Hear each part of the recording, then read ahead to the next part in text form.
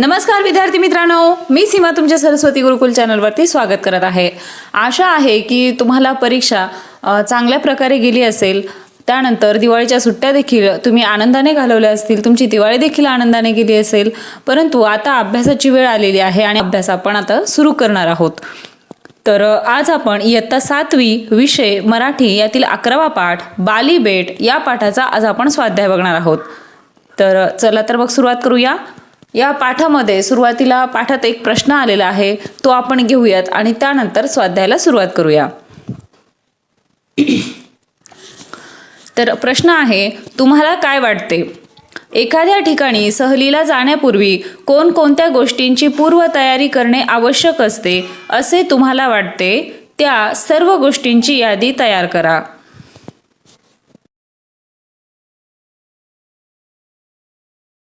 एक, सर्वप्रथम त्या ठिकाणची भौगोलिक माहिती मिळवावी। तेथे कसे पोहोचावे, मार्ग, कोणत्या वाहनाने जाता येईल, लागणारे तिकीट किंवा खर्च यांची माहिती मिळवावी। 2, त्या ठिकाणची प्रेक्षणीय स्थळे व आजूबाजूची पाहण्यासारखी ठिकाणे माहिती करून घ्यावीत, जेणेकरून सहलीचा उत्तम आनंद लुटता येईल।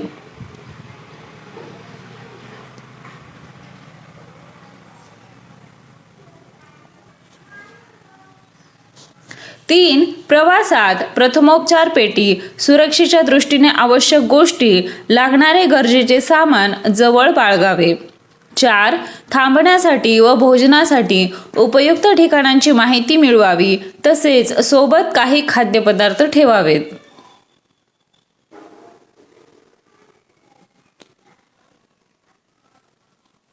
5, सहलीसाठी येणाऱ्या एकूण खर्चाचा अंदाज घेऊन त्यानुसार थोडे जास्तीचे पैसे सोबत बाळगावेत।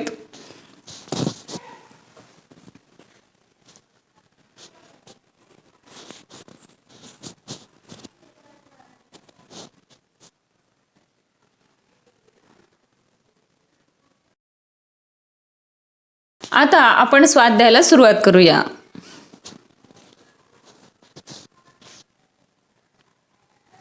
यातील पहिला प्रश्न आहे, खालील आकृती पूर्ण करा। त्यामध्ये आपल्याला या ठिकाणी आकृती लिहिली आहे, बाली बेटावरील विविध ललित कला।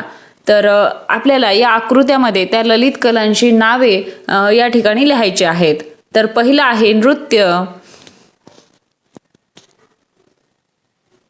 दुसरा आहे गायन,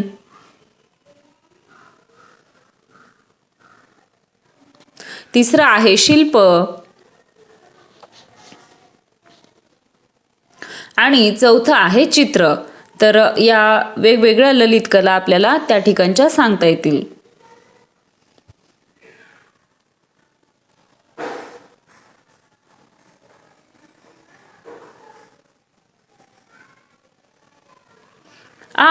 बेटाचे वर्णन करण्यासाठी लेखकांनी वापरलेले शब्द। रत्नजडित कंठ्यातील कंठमणी। तर बाली बेटावरील कलांसाठी लेखकांनी वापरलेले शब्द।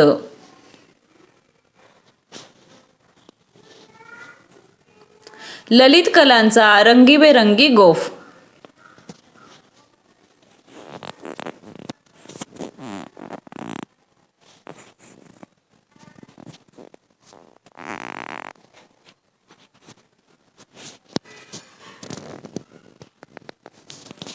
प्रश्न दुसरा, खालील कल्पना स्पष्ट करा। बाली बेट म्हणजे रत्नजडित कंठ्यातील कंठमणी आहे। तर ही कल्पना आपल्याला स्पष्ट करायची आहे। याचं उत्तर, एखादा रत्नजडित कंठा फेकून दिल्यावर त्यातील मणी सभोवार पसरावे तसा पाचूच्या बेटांचा पुंजका म्हणजे इंडोनेशिया। म्हणजे इंडोनेशिया देश आहे। त्या कंठमण्यातील महत्त्वाचा मुख्य कंठमणी असतो, तसे बाली बेट आहे। म्हणून बाली बेट हे रत्नजडित कंठ्यातील कंठमणी आहे असे लेखक म्हणतात।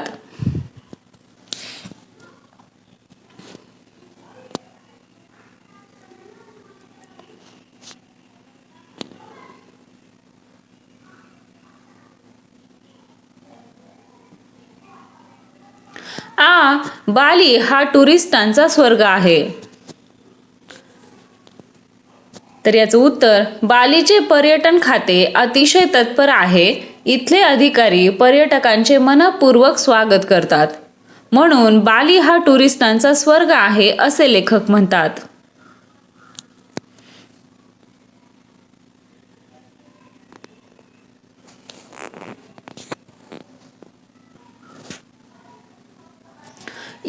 ह्या बेटावर घड्याळ नावाची गोष्ट नाही.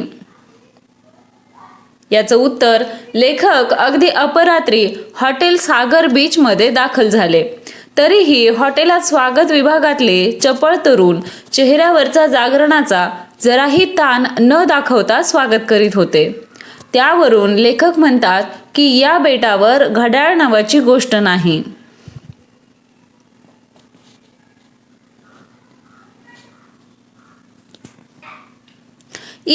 बाली बेटावरील बाग एकत्र कुटुंबासारखी वाटत होती. याचं उत्तर, सागर बीच हॉटेलची समुद्र किनाऱ्यालगत एक गर्द बाग होती. त्यात माडा पोफळीच्या राया होत्या. फुलांनी बहरलेली रोपटी होती. फुलबाग भल्या पहाटेही टवटवीत होती. फुले मिश्किलपणे पाहुण्यांना न्याहाळत होती. वृद्ध वृक्षांचा समुदाय डुलक्या घेत होता. या सर्व कारणामुळे बाली बेटावरील ही बाग मुला माणसांनी, लेकी सुनांनी भरलेल्या नांदत्या एकत्र कुटुंबासारखी लेखकांना वाटत होती.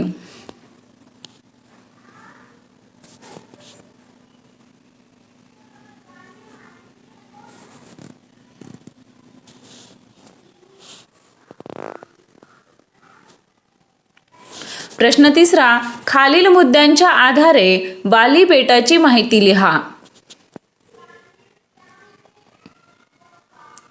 तर या ठिकाणी आपल्याला आकृती दिलेली आहे बाली बेट. तर त्यामध्ये टुरिस्ट खात्याची तत्परता, घरे व हॉटेल्स, स्थान, या बेटाचे बदलते रूप आणि निसर्ग सौंदर्य असे काही पॉइंट्स दिलेले आहेत आणि त्या आधारे आपल्याला उत्तर लिहायचं आहे. तर सुरुवातीला आपण बाली बेटाचं स्थान बघूया. आग्नेय आशियातील इंडोनेशियातल्या बेटांच्या समूहात बाली बेट बसले आहे. घनदाट किर्र जंगले, रम्य समुद्रकिनारे, समुद्रकिनाऱ्याजवळच्या नारळी पोपळीच्या राया, फुलांनी बहरलेले गर्द बगीचे अशा निसर्ग सौंदर्याचे लेणे या बेटाला लाभले आहे. दुसरं आहे घरे व हॉटेल्स. छापांची छपरे असलेल्या झोपड्या व समुद्र किनाऱ्यालगत असलेल्या हॉटेल्सचा उल्लेख या पाठामध्ये आलेला आहे. 3, टुरिस्ट खात्याची तत्परता. या बेटावर येणाऱ्या पर्यटकांची म्हणजेच टुरिस्टांची व्यवस्था पाहण्यासाठी इथले टुरिस्ट खाते सदैव तत्पर असते.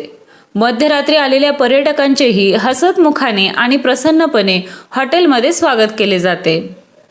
4, या बेटाचे बदलते रूप. डोक्यावर घरघरणारी विमाने, रेडिओचा वापर, तंबूत लागलेला सिनेमा, उपलब्ध वर्तमानपत्रे या आधुनिक युगाच्या साधनांनी या बेटाचे रूप बदलत चालल्याचे लेखकाने नमूद केले आहे.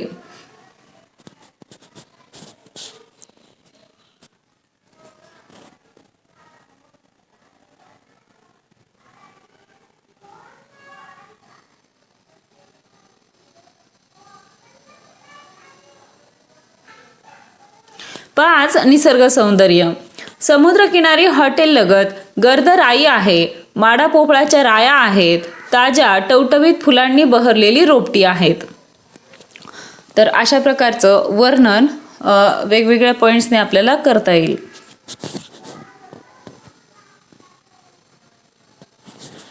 प्रश्न 4, खालील ओळींचा तुम्हाला समजलेला अर्थ लिहा. त्यामध्ये पहाटेला स्वप्नांची परिसमाप्ती होते म्हणतात. तर या ओळीचा आपल्याला अर्थ लिहायचा आहे. तर उत्तर आहे, रात्री झोपेत स्वप्न पडते. स्वप्नांची दुनिया अद्भुत व रम्य असते. पहाटे जाग आल्यावर ही स्वप्नांची दुनिया निघून जाते. म्हणजेच पहाटेला स्वप्नांची पूर्ण समाप्ती होते असे म्हणतात, असे म्हणता येईल.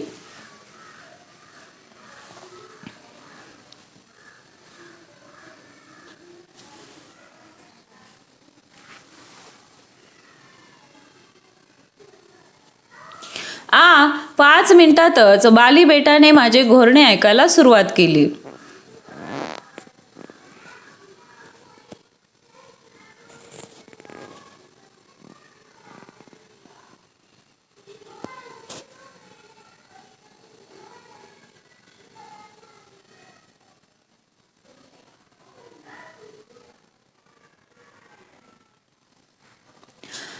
याचं उत्तर, हॉटेलचा स्वागत कक्ष अतिशय तत्पर व उत्साही होता. रात्री अपरात्री लेखक हॉटेलमध्ये आले तरी त्यांचे स्वागत करताना त्या तरुणांच्या चेहऱ्यावर जागरणाचा जरा सुद्धा ताण नव्हता. त्यांनी पटापट प्रवाशांच्या नेमलेल्या खोल्या दाखवल्या. लेखकांनी त्या खोलीत प्रवेश करताच ते इतके गाढ झोपी गेले की ते शांतपणे घोरू लागले. आपल्या घोरण्याच्या सवयीचे मिश्किलपणे वर्णन करताना वरील वाक्य लेखकांनी म्हटले आहे. वेलींचेही अंग धुणे झाले होते.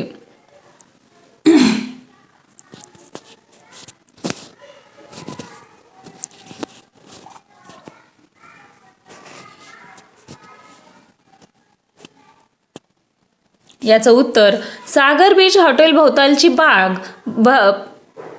पहाटेही खूप ताजी टवटवीत होती. फुलांनी बहरलेली रोपटी पहाटे पाहुण्यांकडे मिश्किलपणे डोळे मिचकावीत पाहत होती. पहाटेच्या दवामुळे वेली ओल्या झाल्या होत्या. जणू काही वेलींची आंघोळ झाली होती, त्यांचे अंग धुणे झाले होते. त्या भाटांची उणीव मी माझ्या गाण्याने भरून काढत होतो.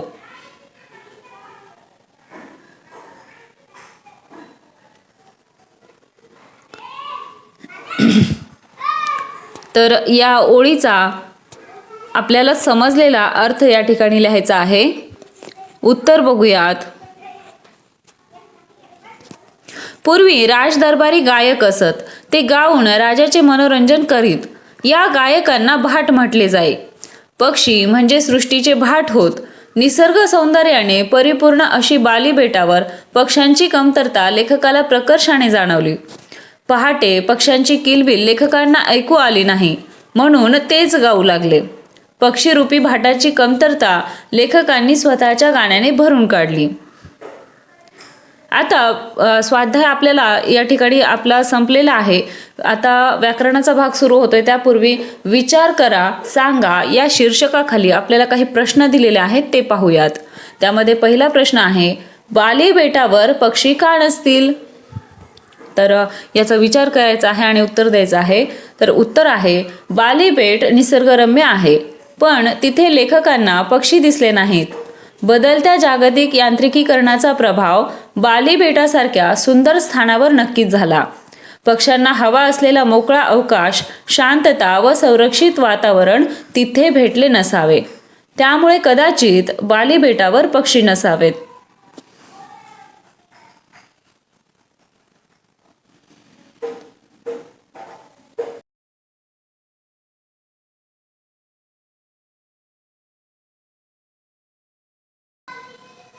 दुसरा प्रश्न आहे, आज शहरात चिमण्या का दिसल्या नाहीत?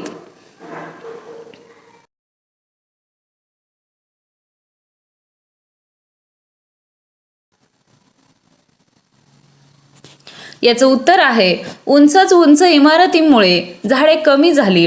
टीव्ही अँटेनांचे व मोबाईल टॉवरचे प्रमाण वाढले. मोकळी मैदाने कमी झाली. ध्वनी प्रदूषण वाढले. पूर्वीसारखे शहरांमध्ये छोटी, कौलारू व अंगण असलेली घरे राहिली नाही. त्यामुळे दाणे टिपण्यासाठी चिमण्या त्या ठिकाणी येत नाहीत. अशा प्रकारे वाढलेल्या यांत्रिकीकरणामुळे आज शहरात चिमण्या दिसत नाहीत. आता खेळूया शब्दांशी या शीर्षकाखाली आपल्याला अजून काही प्रश्न दिलेले आहेत ते पाहूयात. त्यामध्ये खालील शब्दांचा अर्थ समजून घ्या. टुरिस्टांचा स्वर्ग. तर याचं उत्तर आहे, बाली बेट हे पर्यटकांसाठी संपूर्ण सोयींनी युक्त असे आहे. त्यामुळे बाली बेटाला टुरिस्टांचा स्वर्ग असे म्हटले आहे. किर्र जंगल. तर याचा अर्थ येईल, गच्च झाडी असलेले घनदाट जंगल.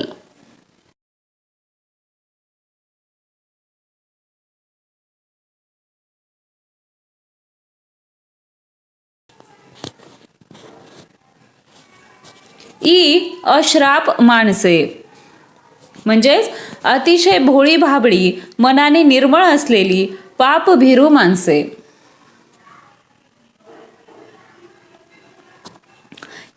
गाणारे भाट. म्हणजेच राजाचे मनोरंजन करणारे दरबारी गायक.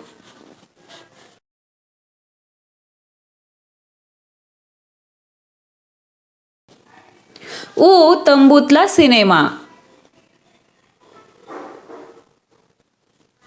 म्हणजेच गावोगावी तंबू ठोकून व कनाती लावून दाखवले जाणारे सिनेमे.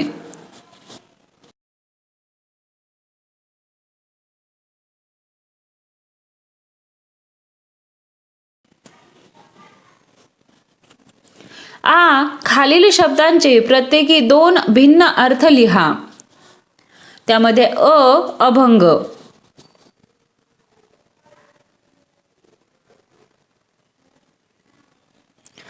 त्याचा पहिला अर्थ आहे अभंग म्हणजे न भंगणारे आणि दुसरा अर्थ आहे ओव्या असलेला एक मराठी छंद प्रकार.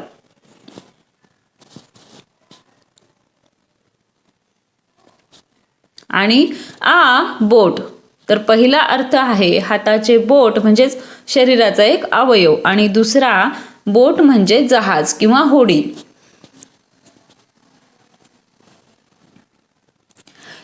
खालील शब्दांचा वाक्यात उपयोग करा.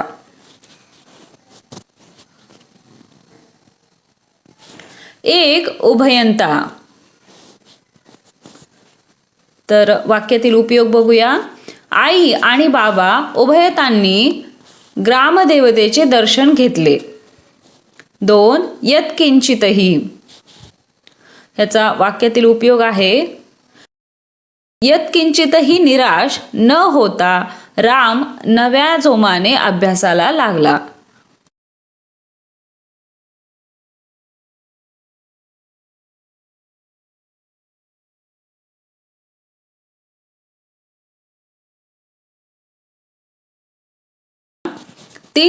चौघडा, चौघड्याच्या आवाजाने वातावरण अगदी प्रसन्न झाले. 4 चित्रविचित्र, याचा वाक्यातील उपयोग आहे आकाशात चित्रविचित्र आकारांचे ढग पळू लागले.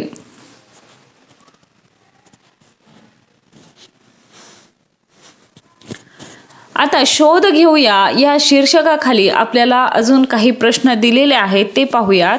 त्यामध्ये आहे आंतरजालाच्या म्हणजेच इंटरनेटच्या साहाय्याने आशिया खंडाचा नकाशा पहा.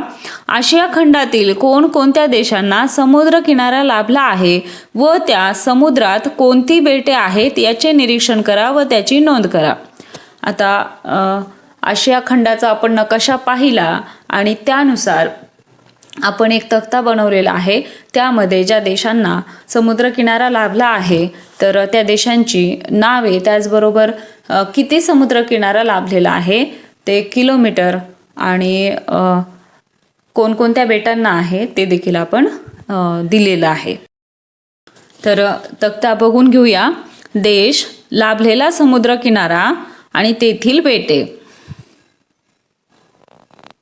तर सुरुवातीला येईल भारत.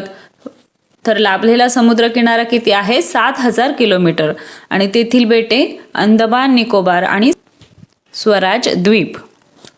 दुसरा आहे रशिया. 37,653 किलोमीटरचा समुद्र किनारा लाभलेला आहे. तेथील बेटे आहेत कुरिल, रूप आणि शिकोटन. तिसरा आहे इंडोनेशिया. तर 54,716 किलोमीटरचा समुद्र किनारा लाभलेला आहे. तेथील बेटे आहेत बाली, सुमात्रा, जावा. चौथा आहे जपान. 29,751 किलोमीटरचा समुद्र किनारा लाभलेला आहे. बेटे आहेत होन्शू, ओकिनावा, इशिगाकी. नंतर आहे फिलिपिन्स.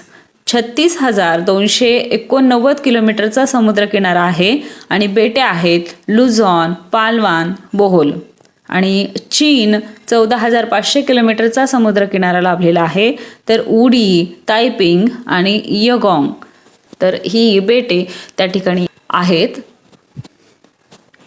पुढचा आहे आंतरजालाच्या म्हणजेच इंटरनेटच्या साहाय्याने अंदमान निकोबार या बेटांची माहिती खालील मुद्द्यांच्या आधारे मिळवा. तर या ठिकाणी काही मुद्दे दिलेले आहेत. त्यातील पहिला मुद्दा आहे तेथील आदिवासी.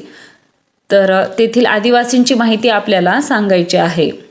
जारवा, ओगने, ग्रेट अंडमानीज, सेंटेनेलीज, शोम्पेस आणि बो या जाती दिसून येतात. शोम्पेस हे निकोबारचे मूळ निवासी आहेत, तर सेंटेनेलीज हे अंदमानचे मूळ निवासी आहेत. यांचा बाहेरील जगाशी जास्त संबंध येत नाही किंवा संबंध येतच नाही असं म्हटलं तरीही चालेल. परंतु आता पर्यटनाच्या दृष्टीने आपल्या येथील किंवा भारतातील लोक किंवा इतर जगातील लोक त्या ठिकाणी गेले तर त्यांचा संबंध येतो. 2. आदिवासींचे जीवनमान.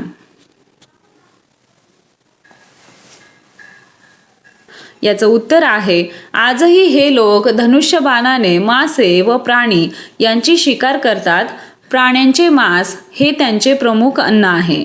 तसेच स्त्री पुरुष उंच झाडांवरून मध गोळा करतात. या लोकांना 150 पेक्षा जास्त झाडे व 250 पेक्षा जास्त प्राण्यांचे ज्ञान आहे. त्यांची घरे घुमट आकाराची असतात. संगीत नृत्य यांची त्यांना आवड आहे.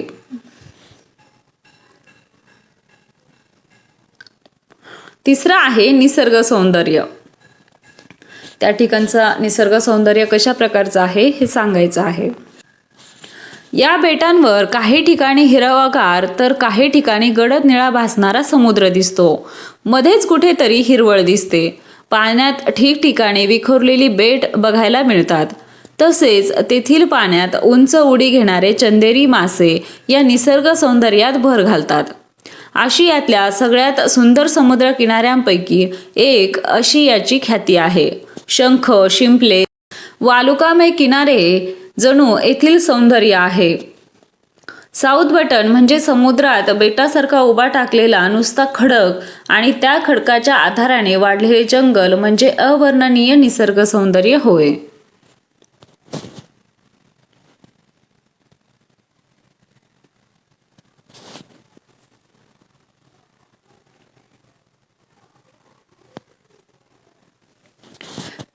चार, तेथील सोयी सुविधा.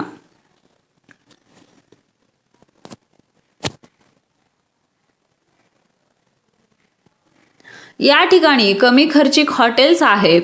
तसेच गेम फिशिंग व सी वॉक म्हणजेच पाणबुड्यासारखं हेल्मेट घालून समुद्र तळावर चालणं हे इथं करता येते. तसेच काचेच्या तळाच्या बोटींमधून पाण्याखालचे जग बघता येतं. या संदर्भात अत्यंत सुंदर सुविधा उपलब्ध आहे. तसेच विनायक दामोदर सावरकर यांची कोठडी पाहण्यासाठीची सुद्धा सुविधा उपलब्ध आहे. पुढचा प्रश्न आहे, प्रेक्षणीय स्थळाच्या संदर्भात खाली काही मुद्दे दिले आहेत. त्यांच्या आधारे तुम्ही भेट दिलेल्या एखाद्या प्रेक्षणीय स्थळाचे वर्णन लिहा. आता या ठिकाणी आपल्याला काही पॉइंट्स दिलेले आहेत. आकृती आहे अशा प्रकारची प्रेक्षणीय स्थळ, त्यामध्ये स्थळ त्या ठिकाणची वैशिष्ट्ये जसं भौगोलिक ऐतिहासिक वैशिष्ट्ये, त्याचबरोबर परिसर कसा आहे, निसर्ग सौंदर्य कसे आहे, आख्यायिका किंवा कथा काय आहेत आणि लोकपरंपरा. तर या पॉईंट्सच्या आधारे तुम्ही एखाद्या ठिकाणी जर भेट दिली असेल तर त्या ठिकाणची माहिती या पॉईंट्सच्या आधारे आपल्याला लिहायची आहे. तर आपण या ठिकाणी भेट दिलेलं स्थळ आहे महाबळेश्वर आणि त्या संदर्भातली माहिती आपण पॉईंट्सच्या आधारे बघणार आहोत. पहिलं आहे स्थळ. सह्याद्रीच्या डोंगरकुशीत वसलेले महाबळेश्वर हे थंड हवेचे ठिकाण म्हणून प्रसिद्ध. त्या ठिकाणी आम्ही भेट दिली. 2. वैशिष्ट्य. घाट चढल्यावर लगेच प्रतापगड आहे. प्रतापगडाच्या पायथ्याशीच अफजल खानाची व छत्रपती शिवाजी महाराजांची भेट झाली होती. विशाळगड याच परिसरात आहे. 5 नद्यांचा संगम असलेल्या जुन्या महाबळेश्वरमध्ये देऊळ बांधलेले आहे. सह्याद्री पर्वत रांगा असल्याने येथे भरपूर पाऊस पडतो. थंडी खूप असते. तिसरा आहे परिसर. त्या ठिकाणचा परिसर कसा आहे? येथील प्रेक्षणीय स्थळांना पॉइंट म्हणतात. महाबळेश्वरचे वेगवेगळे पॉइंट पाहत आम्ही हिंडत होतो. इको पॉइंटवर मी वेगवेगळे आवाज काढण्याचा आनंद लुटला. आणि परिसराचं थोडक्यात वर्णन वैशिष्ट्यांमध्ये देखील आलेलं आहे.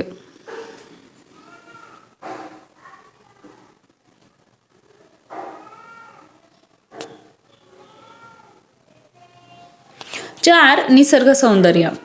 समुद्रसपाटीपासून सुमारे 4,500 फूट उंचीवर वसलेले आहे. येथील हिरवा निसर्ग, सुंदर बगीचे, उद्याने, वैभव संपन्न मनमोहक वाडे, इमारती यामुळे येथे पर्यटक मंत्रमुग्ध होतात.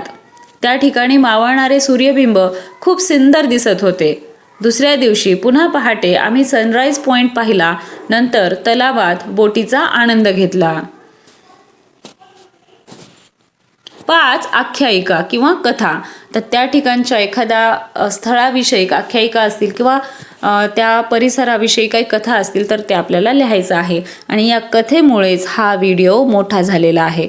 आता आख्यायिका किंवा कथा तुम्हाला उत्तरामध्ये लिहायची आहे किंवा नाही हे तुमचा निर्णय आहे, परंतु मला या ठिकाणी ते द्यावं लागते तुम्हाला समजण्यासाठी. तर एक आख्यायिका बघूया.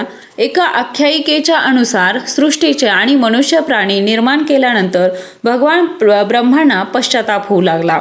आपल्या कृत्याचे प्रायश्चित्त करण्यासाठी महाबळेश्वरच्या अरण्यामध्ये ब्रह्मांनी कठोर तप सुरू केले. जेव्हा ब्रह्मा ध्यानस्थ बसलेले होते तेव्हा महाबली आणि अतिबली या 2 असुरांनी त्यांची तपस्या भंग करण्याचा चंग बांधला. हे पाहून भगवान विष्णू ब्रह्माच्या मदतीला धावून आले आणि त्यांनी अतिबलीचा वध केला. महाबलीला मात्र इच्छा मृत्यूचे वरदान असल्याने त्याचा वध करणे अशक्य होते.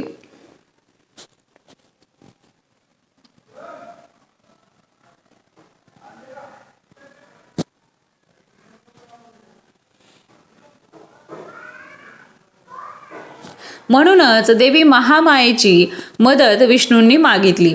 देवी महामाया सौंदर्यवती असल्याने तिच्या रूपाने महाबलीला भुरळ पडली. तिला मिळवण्यासाठी ती जे काही मागेल ते देण्यास महाबली तयार झाला. महामायेने ही संधी घेऊन महाबलीकडे त्याचा मृत्यू मागितला. महामाया जे काही मागेल ते तिला देण्यासाठी महाबली वचनबद्ध असल्याने आपल्या मृत्यूचा स्वीकार त्याला करावाच लागला. पण तत्पूर्वी आपले नाव श्री शंकराशी जोडले जावे असा वर महाबलीने महामायेकडे मागितला. म्हणूनच या ठिकाणाचे नाव महाबळेश्वर पडले असल्याची आख्यायिका आहे.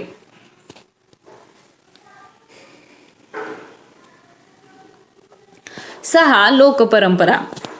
5 नद्यांचा संगम असलेल्या जुन्या महाबळेश्वरमध्ये देऊळ बांधलेले आहे. आजूबाजूला आणखी इतर देवदेवतांची मंदिरे आहेत. ज्या त्या मंदिरात वेगवेगळे उत्सव साजरे होतात. 5 गणित अनेक सांस्कृतिक कार्यक्रम साजरे होतात.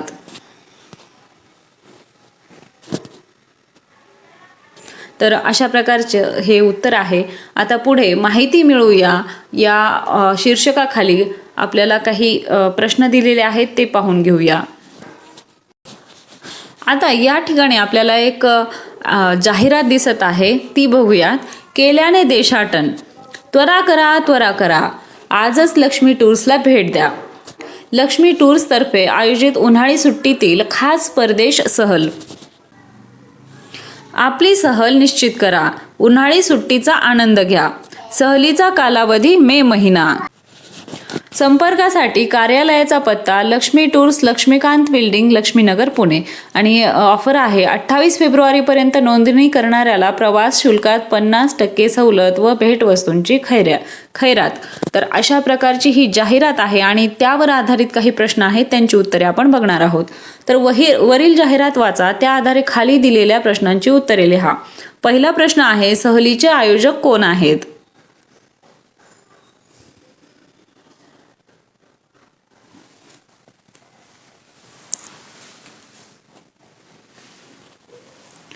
लक्ष्मी टूर्स हे सहलीचे आयोजक आहेत.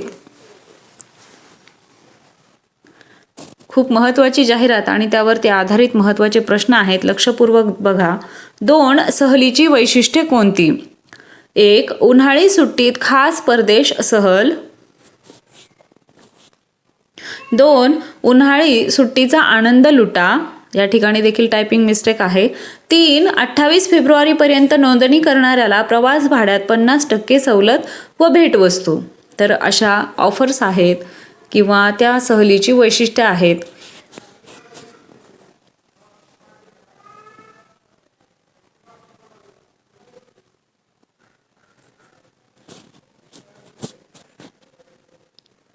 3. सहलीला जाण्यासाठी नोंदणी करणाऱ्याला सवलत का दिली असावी असे तुम्हाला वाटते?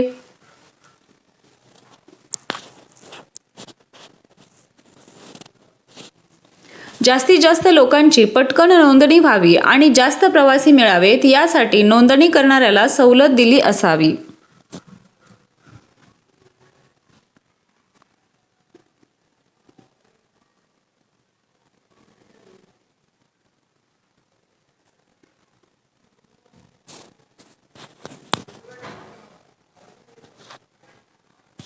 आणि 4. प्रस्तुत जाहिरात विश्वसनीय आहे असे तुम्हाला वाटते का? जाहिरातीतील कोणती गोष्ट तुम्हाला अविश्वसनीय वाटते? तर खूप महत्त्वाचा प्रश्न आहे. तर उत्तर बघूयात. प्रस्तुत जाहिरात विश्वसनीय नाही असे वाटते. जाहिरातीत परदेश सहल म्हटले आहे, चित्र बसचे दिले आहे. तसेच 2 महिने आधी नोंदणी का ते कळत नाही. या गोष्टी अविश्वसनीय वाटतात. तर यावरून आपल्याला या पाठ्यपुस्तकाद्वारे आपल्याला काय सांगण्याचा प्रयत्न केलेला आहे ते समजून घ्या. फक्त प्रश्न पुरतेच मर्यादित राहू नका. आपण कोणत्याही जाहिरात बघतो किंवा टी व्हीवर बघतो, मोबाईलवर बघतो किंवा कुठे बॅनर वगैरे लागलेले असतील, पॅम्पलेट्स असतील, त्यावरती वेगवेगळ्या जाहिरात असतात. तर त्याचा संपूर्णपणे सखोल निरीक्षण, सखोल अभ्यास करणं गरजेचं आहे. आपल्याला कोणत्या अनावश्यक गोष्टीची भुरळ पडत नाही ना, हे आपण लक्षात घेतले पाहिजे. आता ही जाहिरात दिसायला तर खूप छान दिसत आहे, त्यामध्ये दिलेल्या गोष्टींमध्ये विरोधाभास वाटत आहे, तर ते देखील लक्षात घेतलं पाहिजे जेणेकरून आपली फसवणूक होणार नाही. आलं लक्षात? आशा आहे की तुम्हाला सर्व प्रश्नांची उत्तरे समजले असतील. हा व्हिडिओ तुम्हाला कसा वाटला ते कमेंट करून नक्की सांगा. व्हिडिओ आवडला असेल तर व्हिडिओला लाईक करा, तुमच्या मित्रांना हा व्हिडिओ शेअर करा आणि चॅनलला सबस्क्राईब करा. भेटूया पुढच्या व्हिडिओमध्ये. तोपर्यंत धन्यवाद.